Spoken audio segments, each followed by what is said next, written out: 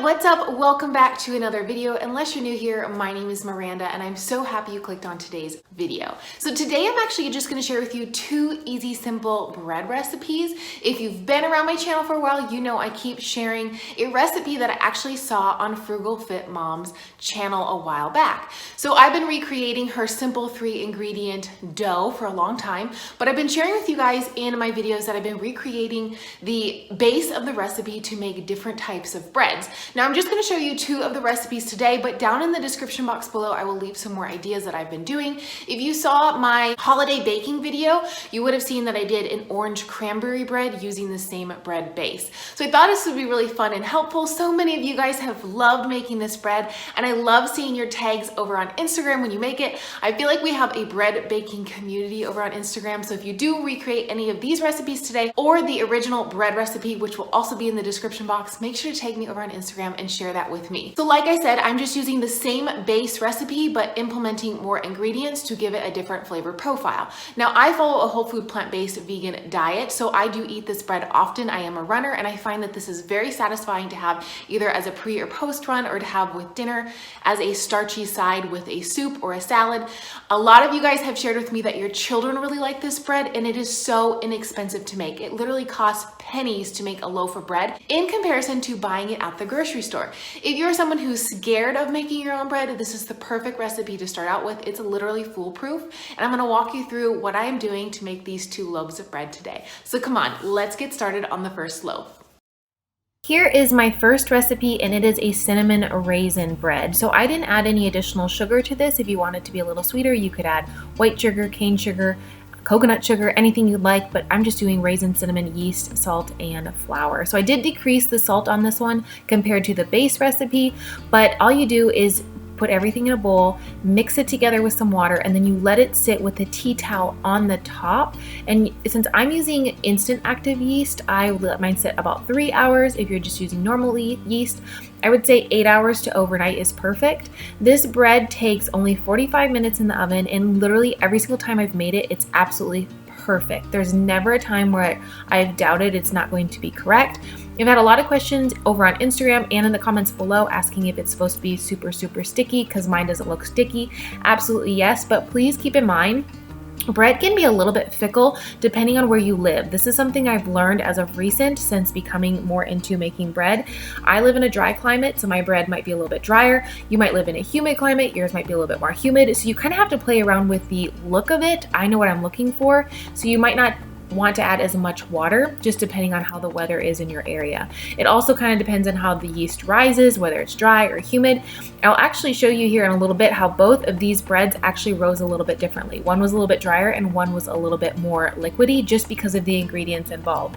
But here is the cinnamon raisin, and I'm just gonna pop a tea towel over the top of this and then let this sit for about 3 hours before I show you how to pop it in your oven and bake it. The next recipe is an Italian herb and cheese, and in place of cheese, since I'm vegan, I'm using nutritional yeast. So just some salt, nutritional yeast, Italian seasoning, of course flour, and again some yeast and some water. Now, if you want to, you can do this with whole wheat flour. I do not have a completed recipe for that. I've had people on Instagram share with me how they've done it with some wheat germ. The reason it doesn't work just to flop flours with this recipe is because white flour and whole wheat flour rise differently because of the gluten. You can use half whole wheat flour and half white all-purpose flour if you would like to, and this recipe comes out just fine. It's still perfect, but if you flop 1 for 1, it doesn't work at all. I don't have a perfection recipe for that yet. I am working on it, so give me time. I personally don't eat a lot of whole wheat products. They really upset my stomach, so that's why I do the white bread.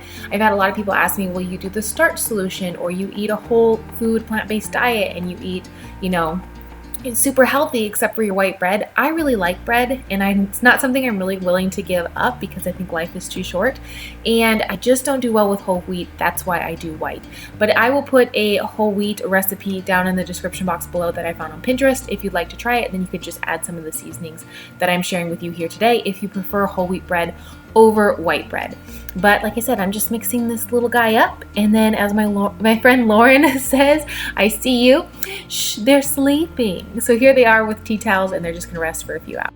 While my bread was proofing, I thought I would jump on here really quickly and share with you that I am doing a giveaway with Tia and Taylor. If you don't follow Tia or Taylor, Tia is the Hungry Vegan Mama over on Instagram and YouTube, and Taylor is at The Mommy Vegan. I will link both of their channels down below if you're looking for some new whole food plant-based vegan recipes or meal inspiration. Make sure to follow both of them, but also jump on over to Instagram because we are doing an Instant Pot plus more giveaway, and we are so excited. This giveaway is actually running through January 25th, so you have time to jump over there and enter this giveaway. I will put the link down below to my Instagram and this giveaway so you have easy access, so you don't have to look for it.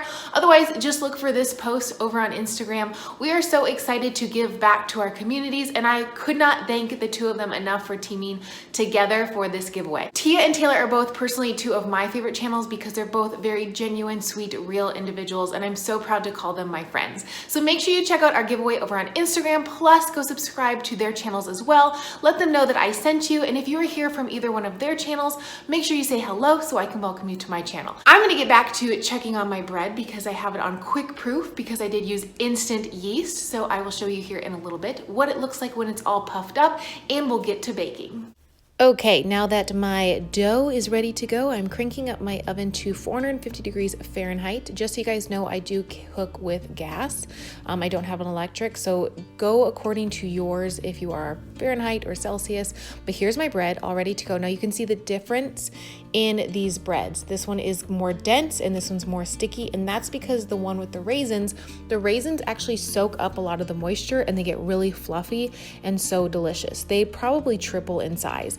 So if it's really, really sticky, I will put some flour on my hands when I dig it out of the bowl so that way nothing goes to waste. And this one I did coat with a lot of flour because I thought it would be rather sticky, but it was actually pretty good. And you can just dust the flour off when it comes out of the oven. I'll show you that in a little bit. Now this one was really, really sticky, as you can see in comparison to the other one. So I did kind of dip my hand, as you see, while getting it out of the bowl, so that way none of it goes to waste. And then all I do is roll it in a little bit of flour, just like I did the first loaf. If you use a little extra flour, like I said, you can just dust it off. It's no big deal. But this is like a no knead bread. I'm not actually kneading it here. I'm just kind of rolling it in flour so that way it doesn't stick to my baking dish. Since my dishes are in the oven preheating, I'm now taking them out. Remember, they are hot, and I'm going to show you two different methods. So the first method is one that I learned from Frugal Fit Mom, which is when you take a lid and put it over another baking dish. So basically, if you have a Dutch oven or you have two loaf pans like I do, that works really, really simple. But what if you don't have a loaf pan? What if you don't have a Dutch oven? What if you just have a glass container? Well, you can just put foil on the top and just kind of pinch it and make a tent. This works really, really well. The bread doesn't like over rise or spill out or anything. You just need a cover on it of some kind. So if you don't have a Dutch oven, if you don't have double pans, no big deal. If that doesn't fit in your oven, no big deal. As you can see here, after 30 minutes, I'm taking the lids off, and you can see kind of the difference of the bread. The one with the double pans always tends to be a little bit crunchy, but both of them are really delicious. And here they are, all finished. Here is my beautiful round one. Like I said, you can dust the flour off the top. This one has a lot of flour on it.